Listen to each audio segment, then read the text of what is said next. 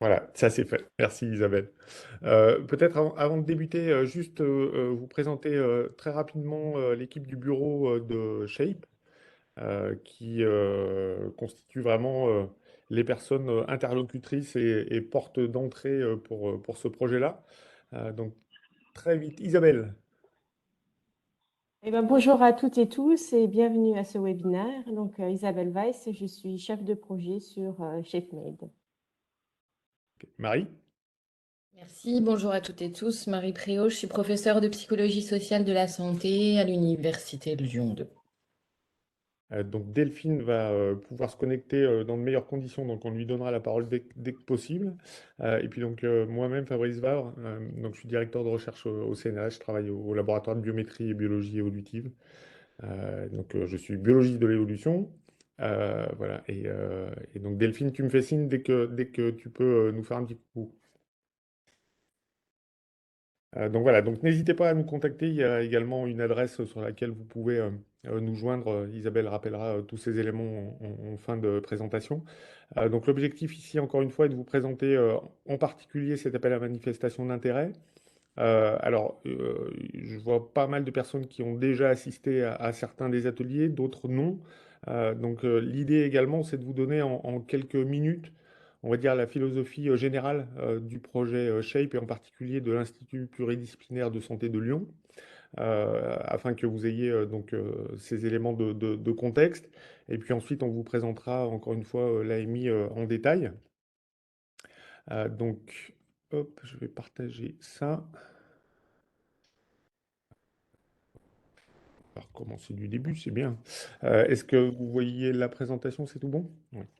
Voilà, ce projet SHAPE, donc, qui est un projet porté par l'Université Lyon 1 avec de multiples partenaires qui sont indiqués ici, qui constituent le premier cercle des partenaires. Il y a également pas mal de partenaires associés qui sont des établissements du site. Et on le reverra tout à l'heure, c'est un projet qui a vocation à fédérer sur le site lyonnais l'ensemble donc des partenaires associés directement, le second cercle, mais également l'ensemble des établissements d'enseignement supérieur et de recherche du site Lyon-Saint-Étienne, sur un projet autour des questions de santé, santé vue au sens très large, hein, incluant à la fois la question de la santé, de la maladie, du bien-être, et pour essayer de trouver toutes les conditions qui permettent d'améliorer ces conditions de santé et de bien-être. Donc c'est un projet qui a été financé, on en reparlera un tout petit peu tout à l'heure, dans le cadre d'un appel PIA 4, Excellence sous toutes ses formes. Donc voilà, et dont l'objectif vraiment principal eh bien, est de tenter de réconcilier en fait certaines approches dites de médecine 5P avec des approches globales dites de santé unique, One Health, avec l'idée que justement, d'une part, on a des approches qui sont centrées sur l'individu. C'est ce petit bonhomme rouge qu'on voit au milieu de la figure là, qui cherche à comprendre comment cet individu fonctionne, à l'échelle moléculaire, cellulaire, à l'échelle des tissus, pour essayer de comprendre à la fois les déterminants de la santé, de la pathologie et de pouvoir intervenir. On connaît évidemment toute cette dimension-là. Mais l'idée de Shape, c'est de dire que oui, ça c'est évidemment une nécessité. On a besoin d'étudier ce niveau-là, mais en fait cet individu doit être replacé dans son environnement populationnel, socio-culturel, socio-économique, qui va impacter évidemment tout un tas de caractéristiques de cet individu. Mais cet individu va aussi participer à ces groupes sociaux, à cette population, et donc être à la fois cible et acteur de cet environnement. Ces populations sont également dans un socio-écosystème beaucoup plus large, où la qualité de l'environnement va également être extrêmement importante puisque elle va déterminer l'exposition de cet individu à différentes choses. Donc, par exemple, des éléments abiotiques de type pollution, par exemple. Également des éléments de type biotique, comme par exemple des vecteurs de maladies, des animaux potentiels réservoirs de maladies, mais également, évidemment, être en contact avec une biodiversité qui va également être un facteur de bien-être. Donc on voit ici l'idée de ce projet-là, c'est vraiment d'essayer de réconcilier en fait l'individu depuis ces niveaux infra-individuels, encore une fois, avec les niveaux supra-individuels dans lesquels il s'inscrit. Donc ça peut se traduire notamment par cette équation, hein, que le phénotype d'un individu, c'est bien la contribution du génotype, de l'environnement et de l'interaction entre ces deux éléments. Et donc on a besoin à la fois de comprendre le génotype, l'environnement et leurs interactions pour pouvoir développer tout ça. Environnement étant considéré dans un sens très large, encore une fois, depuis des aspects sociaux jusqu'aux aspects environnementaux.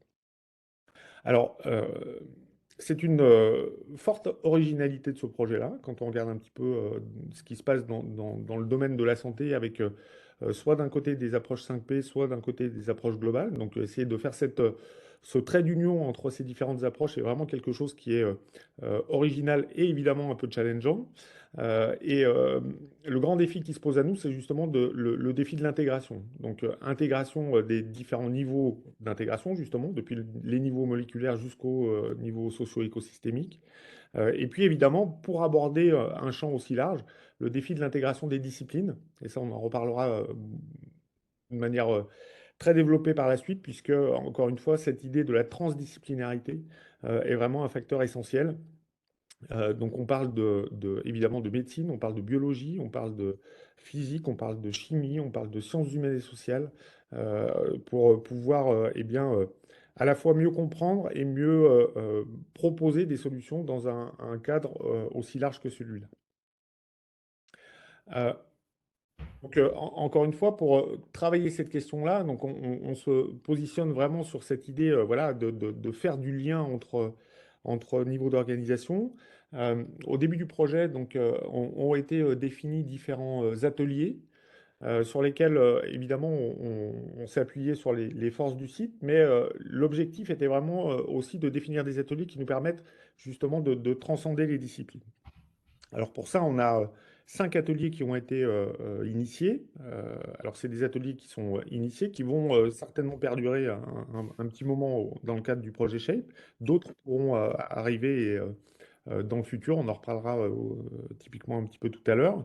Mais donc ces 5 ateliers, 3 d'entre eux ont une approche qui, on va dire, alors j'allais dire relativement classique, mais il faut se méfier du terme classique ici, avec une approche, on va dire, centrée sur un domaine particulier, mais encore une fois en essayant de croiser les disciplines et de croiser les niveaux d'intégration. Donc c'est notamment l'atelier de troubles cérébraux, remédiation et société inclusive, l'atelier adaptation et évolution des maladies infectieuses, et l'atelier approche transdisciplinaire pour comprendre, prévenir et soigner les cancers.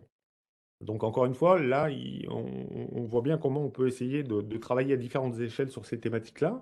Et puis, il y a 2 ateliers qui ont une vocation très transversale, ou en tout cas dépassant, on va dire, le cadre de pathologies particulières.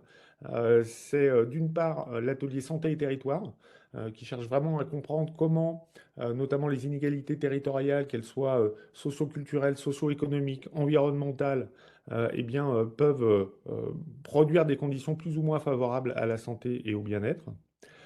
Et puis enfin, un atelier qui concerne l'ingénierie et les sciences des données, qui est évidemment un enjeu extrêmement important dans ces domaines-là, que ce soit d'ailleurs à tous les niveaux d'intégration, et en particulier pour faire du lien entre des données acquises à différents niveaux d'intégration. On a des enjeux qui sont très très importants, que ce soit pour l'acquisition des données et la manière dont on acquiert ces données, donc aussi avec des problématiques de mise en place de dispositifs de recueil de données, leur stockage évidemment, leur analyse avec toutes les méthodes qui sous-tendent ces analyses, et évidemment donc la sécurité et l'éthique autour de ces données. Euh, donc ces ateliers sont animés par des équipes d'animation que vous voyez ici. Vous avez en rouge, pour chaque atelier, la personne qui est présente au conseil scientifique de l'Institut, donc conseil qui est également constitué donc, de Marie Préau, Delphine Courbouche et moi-même, et qui sera complété également par 8 personnalités externes. Donc ces personnes sont vraiment des personnes ressources au niveau du projet et de chacun de ces ateliers, puisque ce sont des personnes qui viennent donc d'horizons de disciplines différentes et qui donc ont des valences particulières au sein de ces ateliers. Ce sont aussi des personnes qui vont jouer un grand rôle, on le verra tout à l'heure, dans le cadre de l'animation suite aux réponses à l'appel à manifestation d'intérêt. Marie reviendra là-dessus un peu plus tard. Donc ce projet ShapeMed, donc il a été accepté le 12 juillet 2022. Son démarrage officiel, c'est le 1er décembre 2022 pour une durée de 10 ans. Donc c'est une durée qui est importante, qui nous donne du temps pour construire des choses nouvelles. Et c'est vraiment l'ambition que, eh bien, dans 10 ans, on ait atteint un degré de maturité sur ces questions de santé et de bien-être et de transdisciplinarité pour aborder ces questions-là, qui dépasse celui qu'on a aujourd'hui. Donc voilà, on a du chemin à faire et on a 10 ans pour le faire. Et c'est dans cette perspective qu'on se place aujourd'hui. Donc c'est un projet qui est financé à hauteur de 28 millions d'euros, donc sur les 35 millions demandés, donc c'est une réduction qui est quand même relativement substantielle. Ce qui est important également, c'est que c'est un financement qui est évidemment conséquent, qui nous donne des possibilités importantes, mais c'est aussi un financement qui ne permettra pas de tout financer dans le domaine de la santé et du bien-être sur la place lyonnaise. Et donc ça, il faut en être conscient. On ne pourra pas tout financer avec Shape.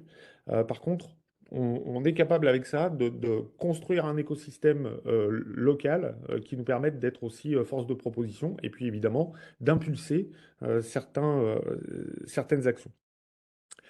Euh, donc si le projet a été accepté au mois de juillet, en fait, c'est un projet qui scientifiquement a démarré depuis le mois de mai 2022 avec la mise en place de réunions de ces ateliers. Donc 14 réunions ont eu lieu depuis le mois de mai, ce qui a permis vraiment de faire démarrer une dynamique intéressante de rencontres sur le site. Il y a plus de 500 participants qui ont euh, rejoint ces réunions-là.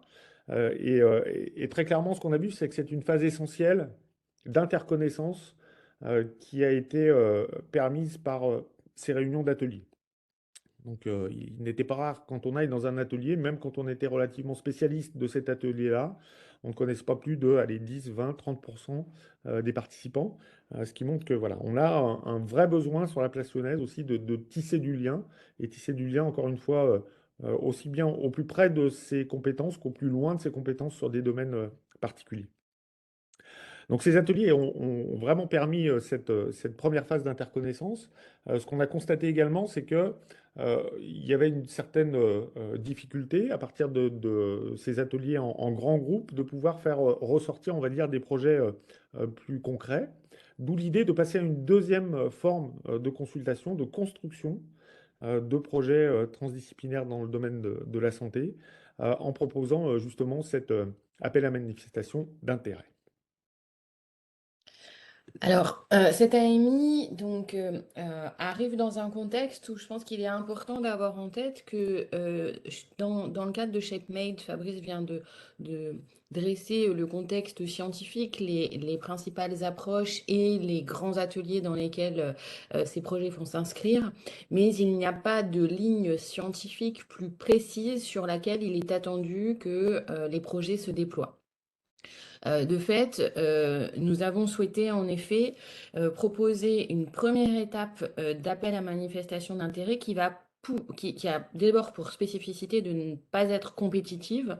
Il n'y aura pas de sélection sur la base de cette AMI, mais plutôt un accompagnement. Donc, ces projets d'AMI sont attendus pour le 15 mars. Et l'objectif ensuite, c'est d'accompagner sur la base des équipes d'animation de chacun des ateliers qui vous ont été présentés juste avant, accompagner les projets sur l'optimisation de leur valence justement transdisciplinaire. C'est-à-dire comment les rendre encore plus transdisciplinaires, comment faire se rencontrer des équipes qui n'ont peut-être pas encore eu l'occasion de le faire. Et ainsi, ce temps d'accompagnement se déroulera durant principalement le mois d'avril-mai 2023 pour laisser la place ensuite à des appels d'offres qui vont sortir à partir du 15 avril. Et on en discutera un petit peu après sur deux grands types de projets, des projets d'amorçage qui seront attendus pour dépôt au mois de juin et des projets plus structurants dont la deadline de dépôt, ce sera plutôt le mois de septembre. Mais donc voilà, vous avez ici la logique globale de cet appel à financement, ce premier appel sur ShapeMade, sachant que, ça vous a très bien été dit, c'est un projet sur 10 ans, donc ce n'est que le début d'une façon de fonctionner via un AMI, mais il y aura aussi d'autres types de financements qui suivront. Et parallèlement à cela, les ateliers vont à la fois permettre de discuter ces projets, je vais y revenir, mais de toujours poursuivre ces lieux d'interaction et de rencontre. Je crois que c'est vraiment important.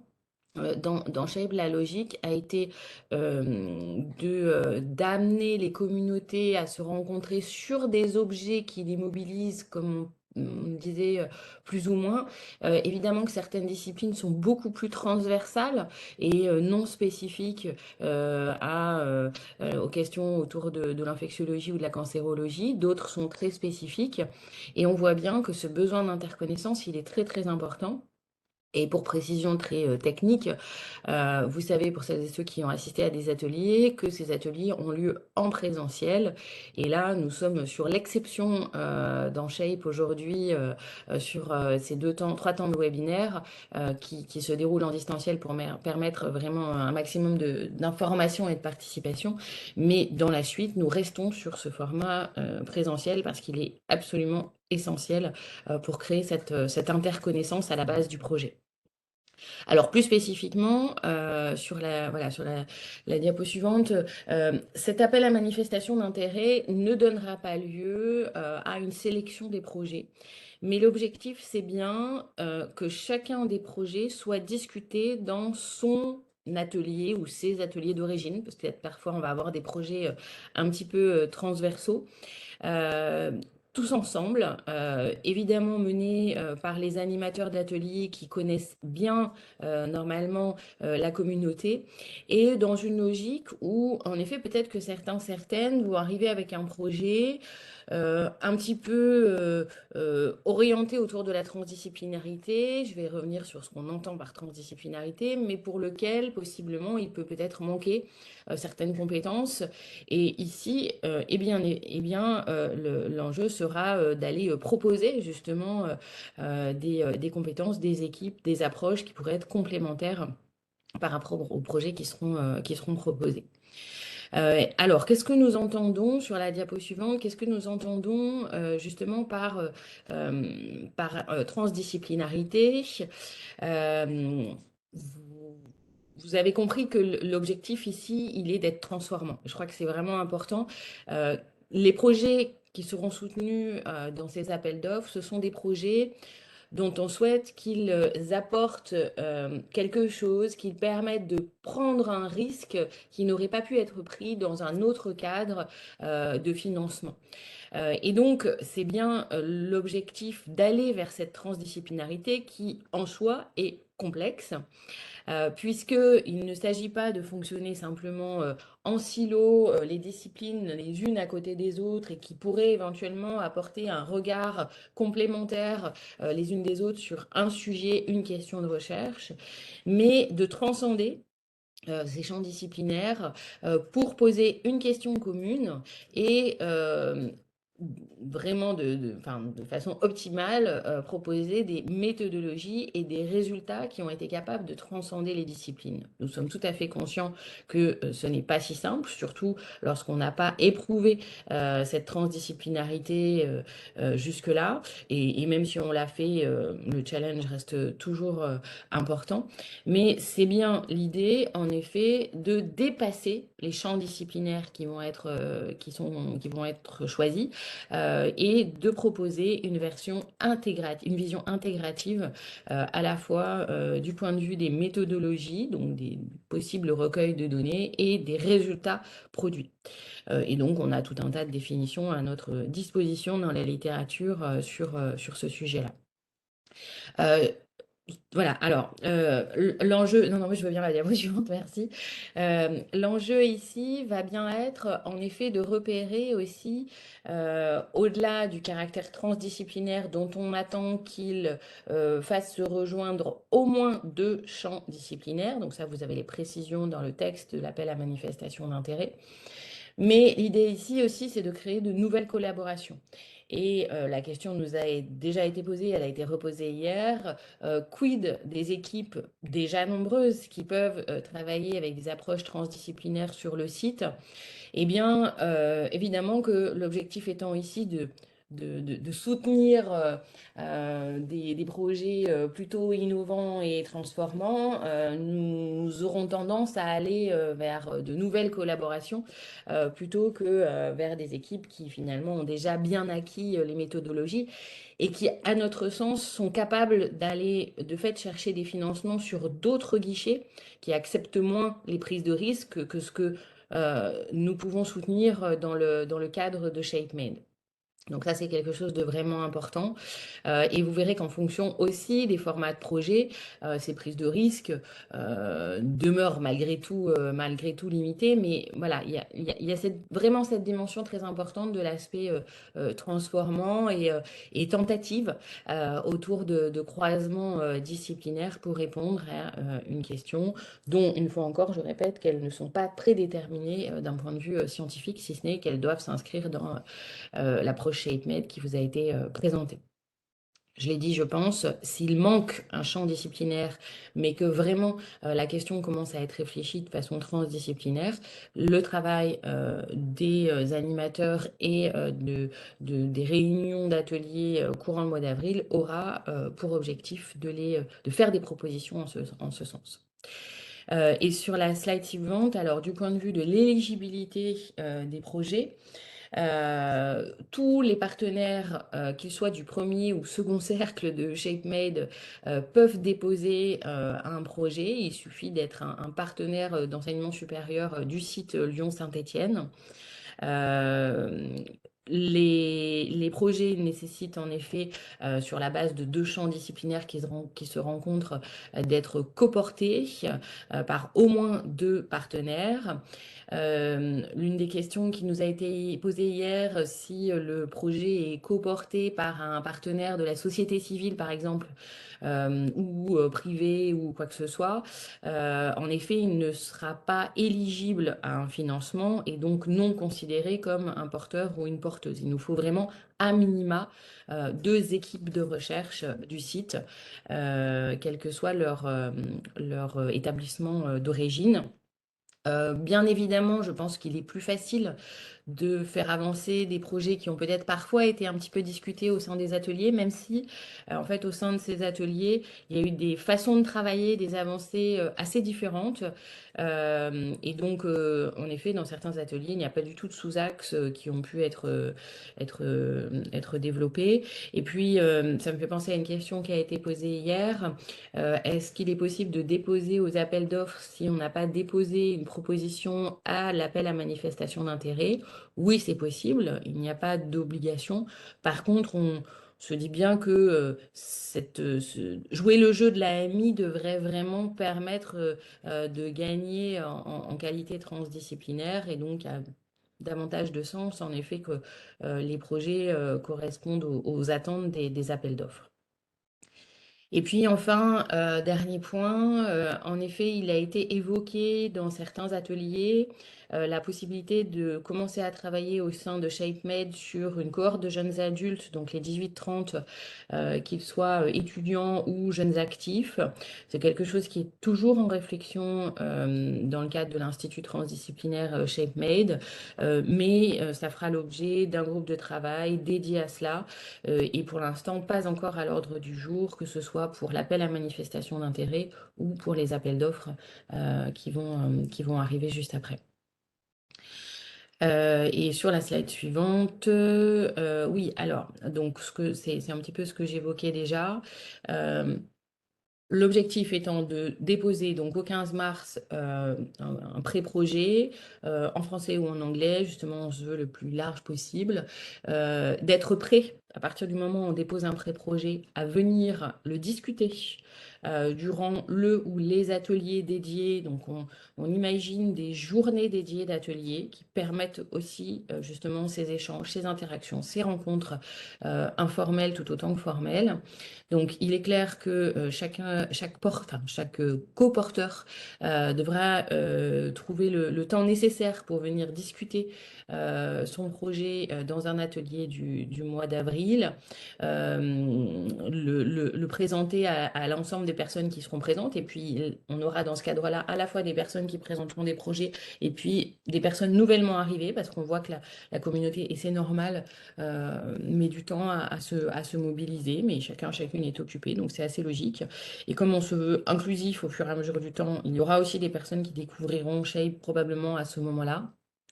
Et ensuite, il y aura donc ce temps d'accompagnement par les équipes d'animation autour de ces projets et éventuellement justement de temps de rencontre avec les équipes possiblement identifiées sur ce sujet. Ok, du coup, après l'AMI, donc cette phase, encore une fois, on le rappelle et on le martèle, hein, cette phase d'appel à la manifestation d'intérêt est vraiment un moyen de sonder encore une fois la communauté, de faire monter en maturité les projets et de les accompagner. Mais l'idée, c'est quand même que cet AMI, on voit à quoi il peut servir. Et donc, c'est pour ça que très rapidement, donc à peu près mi-avril, seront également diffusés des appels à projets. Des appels à projets qui auront donc deux voies de financement possibles. Donc, d'une part, des projets d'amorçage et également des projets structurants. Et puis, et c'est un point qui est également important, on s'autorisera aussi évidemment à accompagner des projets sur d'autres guichets pour, encore une fois, eh bien, on va dire développer cette philosophie Shape au sein du site lyonnais. Et donc, on aura besoin d'aller chercher d'autres financements, mais on sera aussi là pour accompagner le montage de certains projets. Donc, sur ces projets d'amorçage et structurants, donc vous voyez ici la timeline. On a décidé de séparer ça dans le temps, avec des projets d'amorçage qui vont aller relativement vite, puisque, comme vous le voyez, le dépôt sera au 1er juin. Donc ça ne laissera pas forcément beaucoup de temps, mais sur un format qui sera a priori assez proche du format de réponse à l'AMI. Évidemment, on espère qu'il y aura quelques améliorations entre-temps, parce que sinon, ça veut dire que le processus de maturation n'aura pas servi à grand-chose, mais on ne sait jamais. Peut-être qu'il y a des projets qui seront mûrs d'entrée. Donc voilà, un format relativement court en termes de dépôt, de temps d'instruction également, puisque l'idée est de pouvoir démarrer ces projets dès le 1er septembre. On reviendra un petit peu tout à l'heure sur qu'est-ce qui peut être financé par ces projets d'amorçage. Et puis ensuite, donc des projets structurants de plus grande envergure, comme on le verra, avec là justement un temps de maturation un petit peu plus long, puisque là, le dépôt sera prévu pour fin septembre, afin, encore une fois, de pouvoir consolider au mieux des projets d'envergure. Et puis, de la même façon, un temps d'instruction qui sera un petit peu plus long, puisque autant le projet d'amorçage sera analysé par les membres externes du conseil scientifique, autant les projets structurants seront également évalués par des externes sur un processus de review plus classique. Donc, concernant les projets d'amorçage, donc ce sont des projets qui ont pour objectif, comme leur nom l'indique, d'amorcer des projets pour leur permettre un tremplin vers d'autres choses ensuite, hein. Donc c'est vraiment l'idée de tester des idées. Donc on peut avoir une vraie prise de risque, en tout cas une vraie nouveauté des collaborations et des interactions dans ces projets d'amorçage pour tester des choses. Donc des projets de 12 à 24 mois. Je vous ai déjà donné le calendrier, donc soumission 1er juin, démarrage des projets en septembre 2023. Donc l'idée c'est que sur ces projets, on ait une personne environnée qui puisse être financée. Donc ça peut être un master, ça peut être des ingénieurs post-doc. Donc évidemment pas de thèse puisque les projets sont de 12 à 24 mois. L'objectif est de mettre une enveloppe d'1 million d'euros sur l'ensemble de ces projets d'amorçage, sur cet appel à projet, avec l'objectif de financer une dizaine de projets et un maximum de 150 kg € par projet. On peut avoir une variance assez forte hein, des moyens demandés, puisqu'évidemment, si on demande un master ou un ingénieur, on aura déjà une enveloppe assez assez différentes. Mais donc voilà, objectif, une dizaine de projets, maximum 150 kilos euros par projet. Et encore une fois, avec l'idée de tester des choses et potentiellement avoir accédé à d'autres financements également par la suite. Pour les projets structurants, donc ce sont des projets de plus grande envergure qui vont s'étaler un peu plus dans le temps, donc 36 à 48 mois. Donc, comme je vous le disais tout à l'heure, un temps de maturation de ces projets avec une soumission le 25 septembre et un démarrage en janvier 2024. Donc là, il sera possible de financer plusieurs personnes, environnées également, avec l'objectif d'avoir à peu près, ou en tout cas la possibilité d'avoir une personne recrutée par partenaire. Alors évidemment, même si ces personnes recrutées devront être à l'interface des différents partenaires. Et donc là, comme tout à l'heure, Master 2, ingénieurs et post-doctorants pourront être recrutés, mais également des doctorants dans le cadre de ces projets structurants. L'objectif est d'avoir une enveloppe de 4 millions d'euros sur ces projets structurants, sur l'enveloppe SHAPE. Également de financer une dizaine de projets. Donc ça nous amène à une moyenne d'environ 400 kilos euros par projet. Toutefois, je pense que ça, c'est un point important, des financements qui pourraient aller au-delà de cette moyenne-là, si on a des projets qui sont vraiment multipartenaires, où la pluridisciplinarité, plutôt la transdisciplinarité, fait preuve d'une vraie maturité et voilà, de quelque chose qui est déjà très très mûr à ce stade de shape.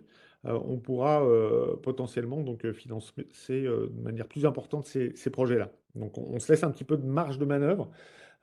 Et ça, c'est aussi lié au fait que on attend cette AMI avec impatience pour justement voir un petit peu où on en est. La méthode de fonctionner est un petit peu différente de ce qu'on voit d'habitude. Donc on a besoin aussi de prendre le pouls avec cette AMI et voir un petit peu comment les choses vont remonter. Et puis évidemment, encore une fois, d'accompagner les projets. Donc une fois qu'on en est là, eh bien voilà, on a à peu près fini la présentation de l'ensemble de processus pour cette année 2023 avec encore une fois ce premier temps fort qui est l'AMI et ensuite les appels à projets. Euh, la philosophie de Shape n'a pas changé, c'est-à-dire qu'on a un cadre et dans ce cadre-là, eh bien on attend vos idées puisque les idées viendront évidemment des collectifs de recherche. Donc maintenant, bah, voilà, c'est à vous de jouer. Et peut-être juste avant la série de questions, deux petites choses. Je ne sais pas si Delphine, tu peux nous faire un petit coucou ou pas. Oui, oui. Merci Fabrice. Voilà, moi Delphine Maucorboul, je suis médecin de santé publique aux Hospices civils de Lyon, professeur de biostatistique à Lyon 1 et membre du laboratoire de biométrie et biologie évolutive, donc le LBBE. Super, merci. Et puis donc Isabelle pour nous montrer quelques éléments. Alors il faut que j'arrête mon partage. Tac, voilà. Quelques éléments, on va dire très pratiques. Et puis après on passe à la séance de questions-réponses. Oui, effectivement, donc l'idée c'était de vous remontrer le site de Shape et de vous montrer où est-ce que vous pouvez trouver toutes les informations relatives à cette AMI. Donc, vous voyez le site, c'est bon? Oui. Donc, sur le site, vous avez un onglet Action sur lequel je vais à présent et qui vous présente dans un premier temps les objectifs de l'Institut de recherche transdisciplinaire et tout le contexte en fait dans lequel cette AMI vient de se construire, ce premier AMI s'est construit. Vous avez dans le deuxième paragraphe les objectifs généraux de l'AMI tels qu'ils vous auront été présentés. Dans la boîte en haut à droite, la boîte bleue, vous avez les documents qui peuvent être téléchargés, donc le cahier des charges de cette AMI 2023, ainsi que la trame qui doit être utilisée pour la soumission de votre projet. Information importante, vous avez ici l'adresse email sur laquelle vous pouvez nous contacter et poser toutes les questions que vous avez potentiellement sur le projet. Les étapes importantes sont rappelées ici et plus bas, vous avez le formulaire qui vous permettra ici de soumettre votre projet avec quelques informations qui vous sont demandées et une boîte ici pour déposer votre projet qui doit être sous la forme d'un unique document PDF. Ça, c'est une première chose. Une autre page que je voulais vous signaler, c'est la page actualité, donc qui ici répertorie entre autres les grands événements du projet, dont le lancement officiel qui est au 1er mars de cette année, donc, et auquel, bien entendu, vous êtes tous invités à participer. C'est également ici que sont affichés les différents ateliers qui vont avoir lieu dans le cadre de cette AMI et qu'on espère pouvoir organiser dans le courant du mois d'avril. Donc, je vous invite à venir régulièrement sur cette page et c'est sur cette page-là que vous trouverez les informations sur les prochains ateliers. Bien. Merci Voilà. Isabelle. Ok, donc on va passer à la séance de questions-réponses. Je vois déjà juste une question dans le chat. Donc, il y a 2 coporteurs du projet, mais peut-il y avoir plus de partenaires? Donc, la réponse est oui. C'est un petit peu ce qu'on disait, notamment sur les projets structurants, hein. C'est-à-dire qu'on peut en effet potentiellement avoir plus de partenaires que ça. Donc, la condition principale est vraiment que ces partenaires apportent cette dimension transdisciplinaire et que, au total, le consortium qui soit proposé permette cette transdisciplinarité. Et je vois donc Monsieur Jean-Baptiste Fassier. Avec... Bonjour, merci pour cette présentation extrêmement structurante. J'ai 2 questions. La première, est-ce que lorsque vous évoquez la notion de champ disciplinaire, vous avez une représentation assez précise ou pas à nous proposer? Et deuxième question, est-ce que la participation d'autres équipes qui ne soient pas sur le site, que ce soit des équipes françaises ou internationales, serait un plus, un moins ou indifférent? En sachant que j'ai bien compris que la vocation de ShapMed était de créer localement les collaborations. Ok. Donc peut-être sur le deuxième plan sur lequel on peut répondre vraiment très facilement. Je dirais que c'est ni un plus ni un moins. Il y a un moment, de toute façon, il faudra qu'on s'ouvre aussi et que Shape s'ouvre au niveau national et international. D'accord? Ce qui est sûr, c'est que ces partenaires-là ne peuvent pas être financés. D'accord? Après, est-ce que c'est un plus ou un moins? Ce qui va être important, c'est qu'on crée quand même au moins du lien localement entre différentes équipes. C'est-à-dire, si on avait un projet qui aujourd'hui arrivait sur l'AMI avec simplement un partenaire local et un partenaire extérieur, là, on ne ferait pas le job de créer la transdisciplinarité au sein du site de Lyon. Merci. Saint-Étienne. Voilà. Pour- On est d'accord, hein? Je pense que effectivement le projet en soi, il doit quand même être bien structuré au niveau des partenaires du site et que effectivement tout ce qui est collaboration externe soit un plus en fait. Mais que le projet ne soit pas bancal si ces partenaires ne sont pas présents. Voilà. Et au niveau des champs disciplinaires, on est ambitieux. Donc ça veut dire que les champs disciplinaires sont vus de manière large. Et donc ça veut dire que quand on croise des champs disciplinaires, on croise vraiment des choses qui viennent d'horizons très différents. Par exemple, on a parlé tout à l'heure, je ne sais rien, de biologie, physique, mathématiques. Alors, sciences humaines et sociales, ça c'est sans doute un paquet trop grand, mais Marie va pouvoir préciser. Mais en tout cas, voilà, on cherche vraiment à croiser des champs disciplinaires différents. Marie, je te laisse compléter. Ouais, non, mais je pense que tu as parfaitement répondu. Si c'est des sous-disciplines au sein de la médecine, mais c'est un petit clin d'œil que je fais à Jean-Baptiste, dont il, je pense, va tout à fait comprendre.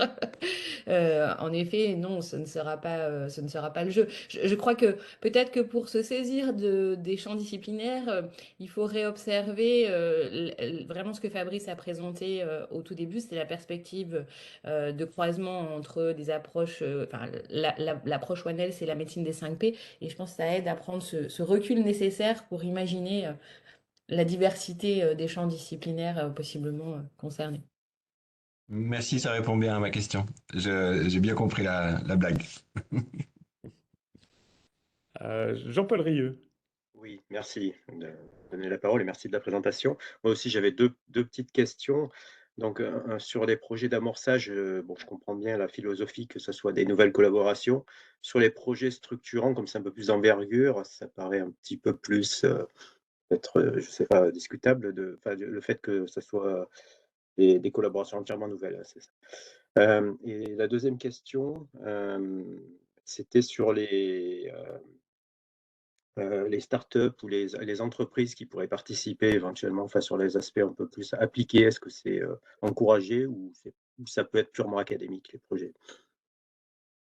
Euh, alors peut-être pareil, pour commencer par la deuxième question. Donc, euh, sur sur ce premier appel, donc il faut qu'on ait deux porteurs, coporteurs académiques.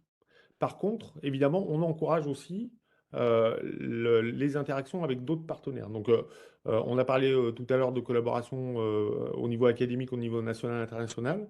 C'est également vrai pour des collaborations avec des partenaires privés, avec des partenaires également de la société civile, des collectivités. Donc, je dirais que Shape doit couvrir l'ensemble des niveaux, depuis une recherche fondamentale jusqu'à une recherche qui trouve des applications, encore une fois, dans la société, où l'innovation n'est pas exclue, bien au contraire, et où l'innovation est perçue d'une manière très très large, encore une fois, puisque on peut imaginer à la fois des innovations industrielles, thérapeutiques, mais aussi des innovations au niveau de l'organisation de notre société qui aurait peut-être bien besoin aussi de changer radicalement. Donc voilà, donc tout est ouvert. Ok. Et pour la suite, on envisagera certainement des choses un peu plus spécifiques aussi sur ces questions-là. Ça, c'est des choses qu'il faut mûrir encore un petit peu, mais encore une fois, on a 10 ans. Mais en tout cas, pour l'instant, il faut pas se restreindre à simplement des partenaires académiques. Par contre, il faut quand même qu'on ait cette liaison au niveau académique pour ce premier appel. Et puis ensuite, sur la nouveauté des collaborations, il y a une dimension risquée dans ce projet Shape qu'on assume entièrement. Euh, on a une enveloppe qui, encore une fois, ne nous permet pas de financer l'ensemble du champ de la santé et du bien-être sur le site Lyon-Saint-Étienne. Donc, il va falloir qu'on fasse des choix. Ces choix, ils seront dictés par le fait que, voilà, on va prendre des risques. Parce que ce qu'on veut atteindre à la fin de Shape, c'est pas ce qu'on a aujourd'hui au début de Shape. Et pour ça, on prendra les risques qu'il faut et on les assumera. Ok, donc ça sera le message qui sera dans tous les ateliers le même. Oui.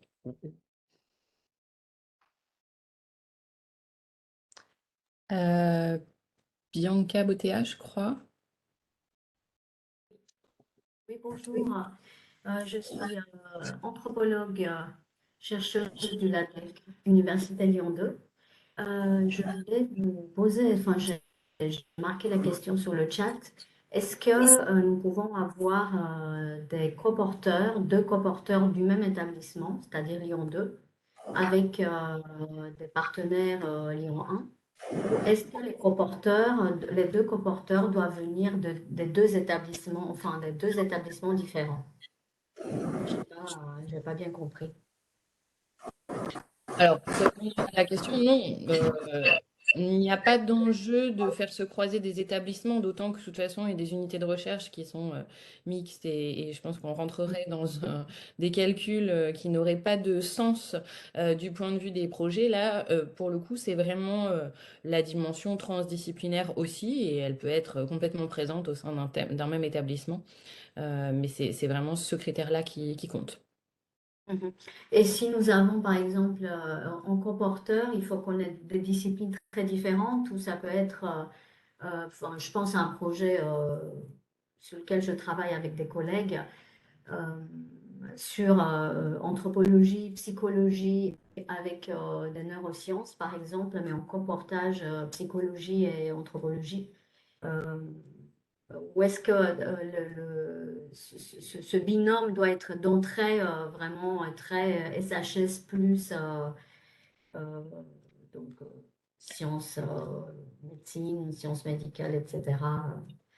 Alors, je pense que quand même, entre sociaux et anthropo, on appartient au même champ disciplinaire, pour le coup. Psychologie, Oui, psychologie, même anthropo. psycho et anthropo, on appartient au même champ disciplinaire. Donc moi, je considérerais que c'est pas deux champs disciplinaires suffisamment différents.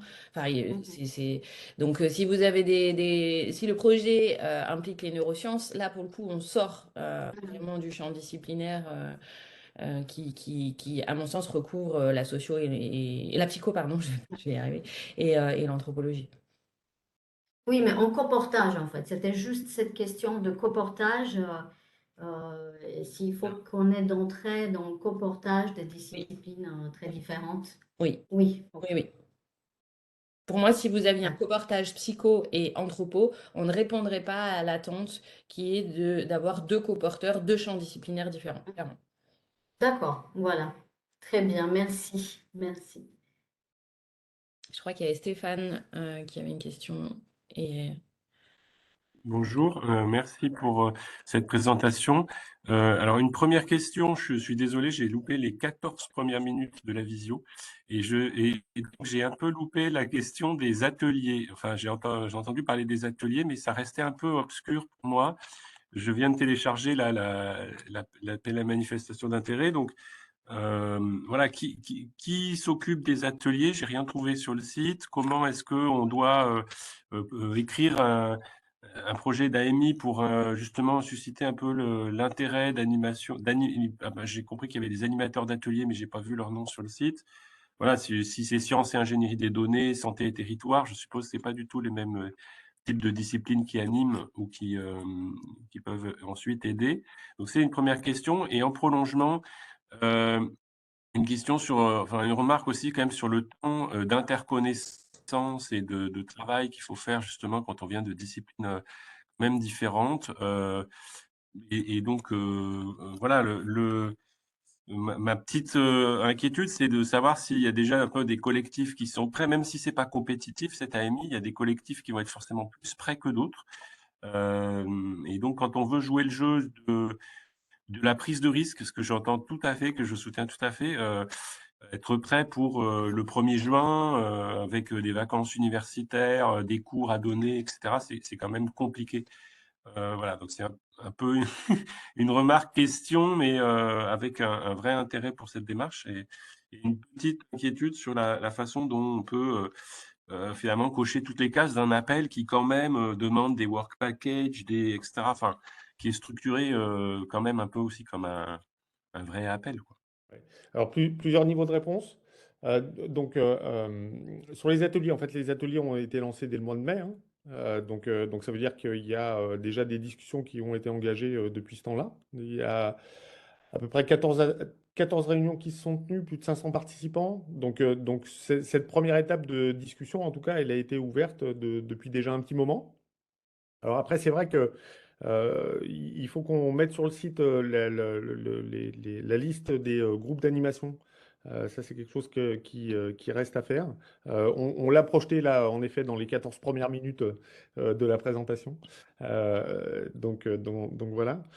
Et puis, il y a également sur le site la possibilité de s'inscrire, hein, à ces ateliers, histoire de recevoir les informations et l'ensemble des informations des réunions sur ces ateliers.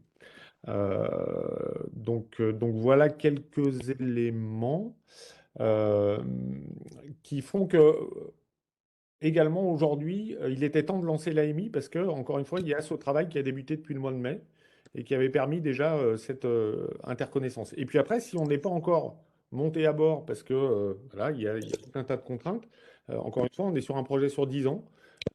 Et c'est pas parce qu'on n'est pas monté à bord dès aujourd'hui qu'on ne pourra pas monter à bord demain. Et peut-être aussi dire, Fabrice, qu'effectivement, cette AMI n'est pas un passage non plus obligatoire pour déposer sur les appels à projets. Et si effectivement il y a une maturité qui est acquise pour un appel à projet, eh bien, le fait de ne pas avoir contribué à l'AMI n'est pas bloquant. Donc le calendrier reste peut-être un peu serré sur les appels à projets, mais il n'empêche que voilà, la maturité, elle va s'acquérir progressivement et ça pourrait être des appels suivants. Et puis peut-être pour compléter aussi, ce n'est que le début. C'est-à-dire qu'il y en aura d'autres après cela. Et avec l'idée d'être inclusif au fil des ateliers pour justement les collègues qui n'ont pas eu le temps d'y contribuer jusque-là. Donc Pour moi, ta question, Stéphane, elle est représentative de plein de collègues qui ont vu passer de loin Shape depuis plusieurs mois, qui n'ont pas eu le temps parce que les ateliers tombaient à des moments de cours, à des moments enfin voilà, tout le monde est très occupé. L'objectif, c'est que cette interconnexion se construit sur le long terme, et je pense qu'il y aura quand même un certain nombre de collègues qui seront dans la même posture, et voilà, il y aura vraiment d'autres opportunités après celle-ci, quoi.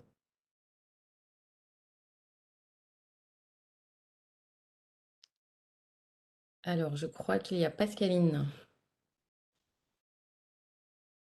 On vous entend pas. Vous m'entendez maintenant? Ouais. C'est bon? Ouais. Bonjour à tous. Alors moi, je suis linguiste. Je suis à Lyon 2. J'ai une question qui relaye de façon beaucoup plus pratique à ce qui vient de se dire.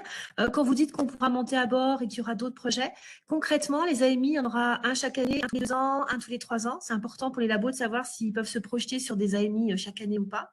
Et est-ce qu'ils auront le même type de structure? Il y aura à chaque fois soit un projet d'amorçage, soit un projet de plus grosses données. Enfin, évidemment, typiquement, il faut un peu de temps, surtout pour nous qui sommes un tout petit peu plus à la marge, de se préparer sur des gros projets. Et on ne peut pas le faire, je pense, cette année, mais on pourra peut-être le faire pour l'année prochaine.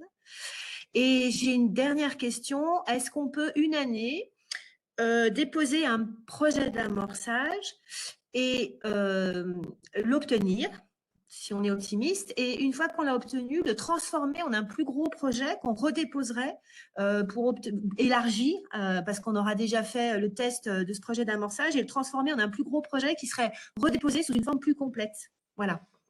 Alors sur la deuxième partie de la question, oui, tout à fait. Je veux dire, les projets d'amorçage, c'est bien la possibilité de tester des choses. Donc, si on a un projet d'amorçage qui montre, on va dire, un bon potentiel, potentiellement, on continuera à soutenir. Donc, voilà. Après, est-ce que ce sera exactement sur le même périmètre? Est-ce qu'il faudra le réfléchir et voir comment justement ce projet d'amorçage a permis de mûrir certains aspects qui permettent d'aller chercher encore d'autres compétences? Tout ça, il n'y aura rien d'automatique, évidemment, d'accord?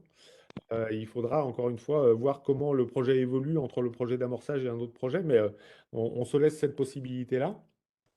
Après, sur la structure des projets dans les années qui viennent, c'est une bonne question. Donc, bien entendu, on prévoit d'autres appels dans le futur. Est-ce qu'ils seront exactement calqués sur ce format-là ou pas? Là, par contre, on n'a pas ce degré de visibilité encore.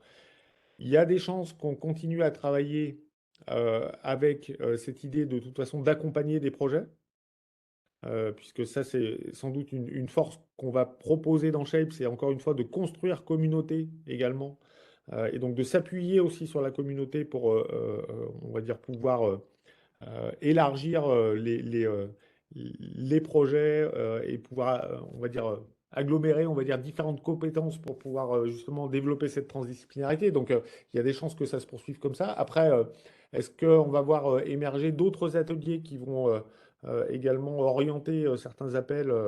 C'est une vraie question et pour l'instant, on est en tout cas, moi je ne répondrai pas de manière affirmative à cette question que oui, l'année prochaine, on aura exactement le même format, AMI, amorçage, etc., etc.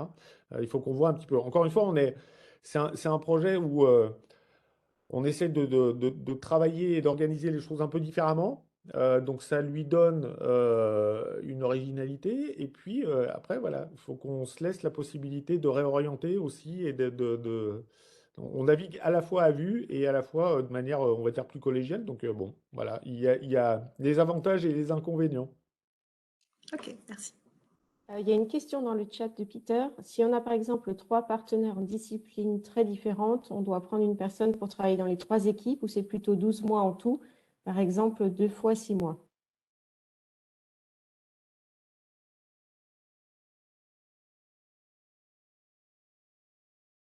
Euh, alors, si c'est sur un projet d'amorçage, j'imagine, il n'y a pas de règle. En fait, euh, il faut voir où sont les besoins, il faut voir qu'apporte la personne qui est recrutée, quelles compétences, est-ce qu'il faut qu'elle soit à l'interface ou pas. En tout cas, ce qui nous importe, c'est que nous, à la fin, on a un projet qui soit transdisciplinaire. Mais après, avoir une réponse définitive sur une question comme ça, moi, je m'en garderais bien parce qu'encore une fois, on attend de voir ce qui va remonter de cette AMI. Ce qui est important, c'est encore une fois que le projet soit transdisciplinaire. Et j'irai un tout petit peu plus loin. Quand on va avoir peut-être des post-docs, des docs, l'idée qu'ils soient colorés sur des aspects transdisciplinaires, là, pour autant, on sera certainement intéressé parce que ce sera aussi l'objectif de Shape de former des gens à cette culture-là.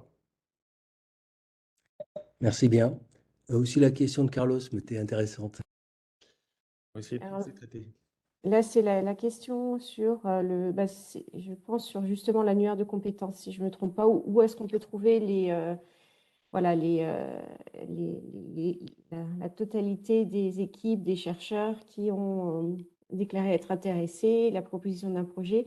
Donc là, je peux peut-être répondre. On est en train de mettre en place une plateforme justement sur laquelle, qui s'appelle Resana. Donc c'est une plateforme qui est utilisée en interministériel, sur laquelle on va justement mettre un annuaire de compétences disponible et qui soit disponible toutes les personnes dans un premier temps, qui se sont inscrites et qui vont pouvoir déposer justement leurs expertises, leurs compétences, ou alors, au contraire, qui vont pouvoir déposer une demande justement d'une recherche sur une expertise manquante dans leur projet.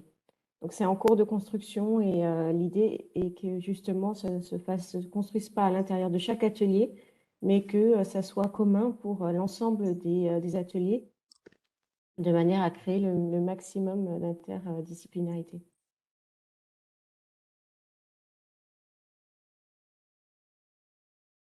Et si je peux, quel timescale pour ça?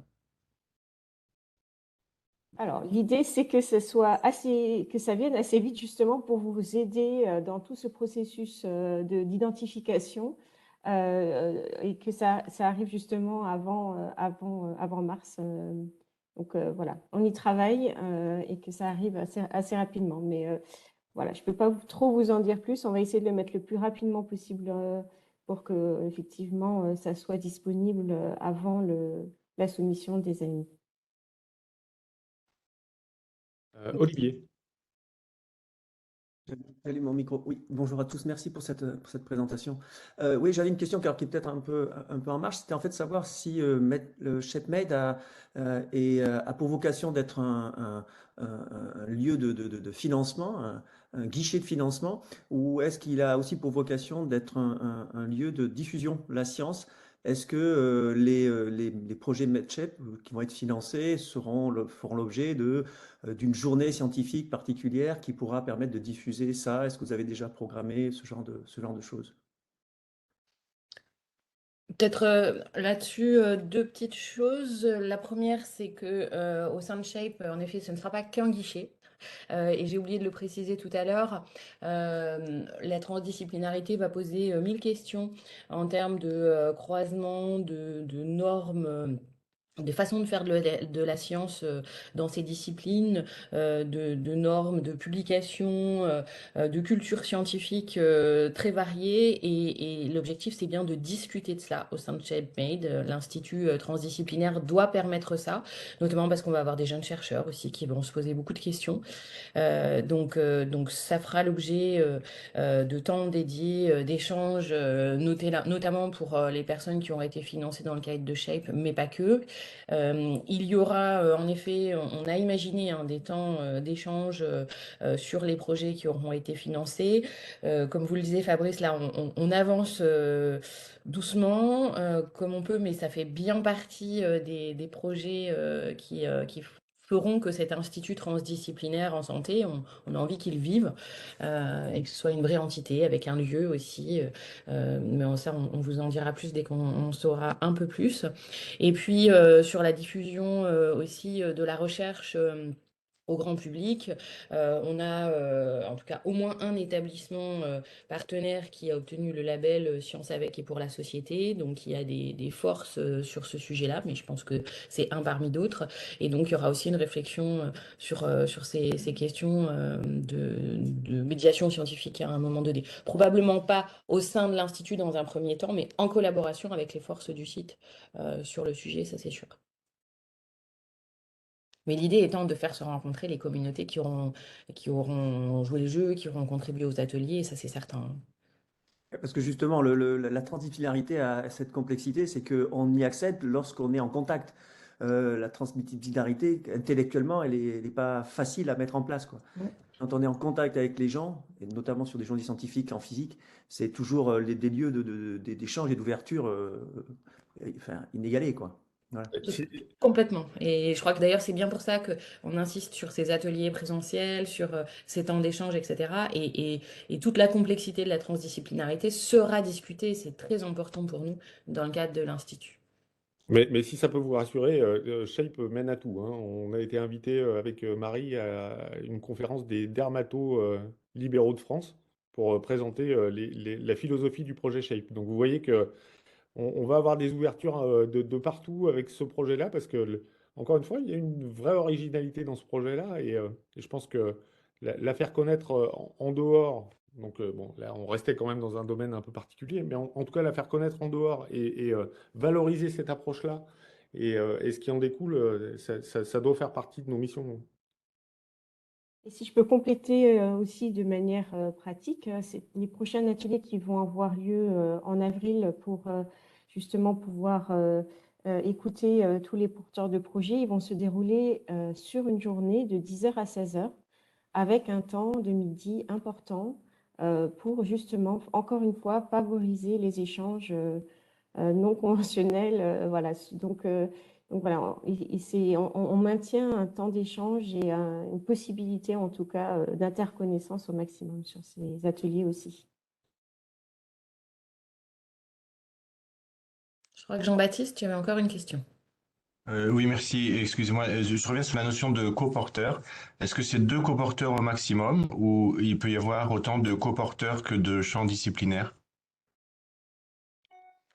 Il me semble que c'est écrit comme ça, hein, dans la trame, Isabelle. Tout à fait, c'est 2 coporteurs et plus. Minimum 2, mais Voilà. donc c'est peut-être plus. Vous pouvez en Ok. rajouter. Merci.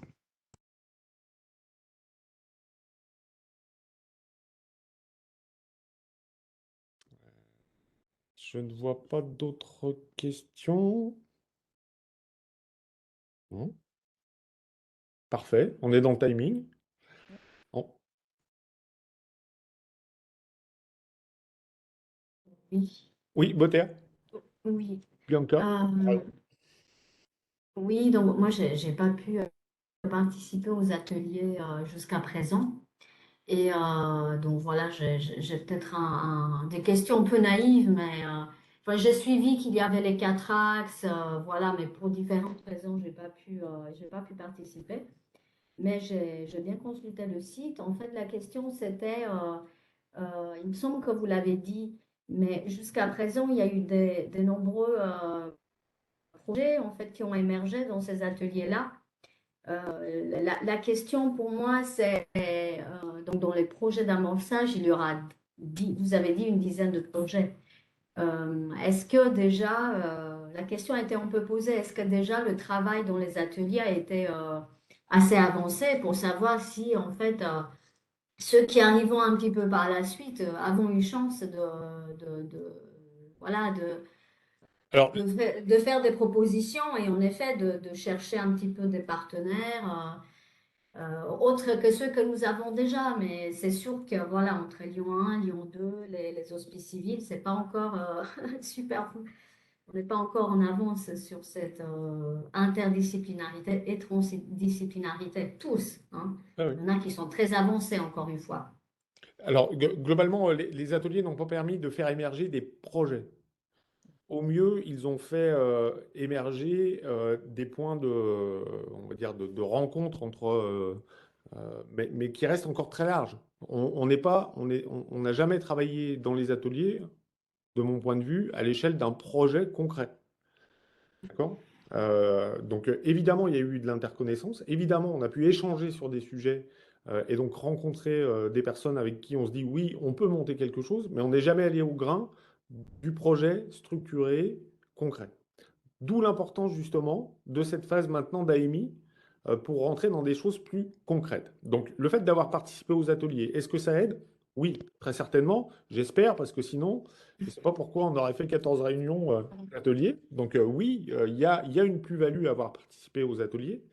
Pour autant, est-ce que ça a conduit à des choses qui étaient déjà suffisamment structurées pour se dire, c'est bouclé aujourd'hui, c'est même pas la peine de répondre? La réponse est non. D'accord, merci.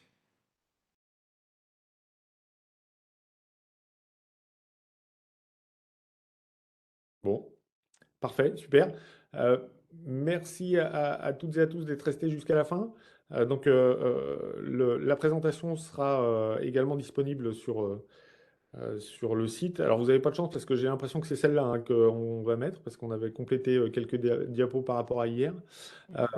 Donc, vous aurez l'occasion de revoir exactement la même chose. Mais n'hésitez pas surtout, donc encore une fois, vous avez cette adresse contact qui permet de revenir vers nous. On va essayer d'être vigilant et de répondre à tout. Donc n'hésitez surtout pas. Et puis vous aurez également la porte d'entrée via les ateliers. Donc n'hésitez pas non plus à vous inscrire sur les ateliers, ça vous permettra d'avoir les informations. Donc voilà. Et avec ça, je vous souhaite une très bonne journée. Merci. Bonne journée. Merci, au revoir. Merci. Au revoir. Au revoir.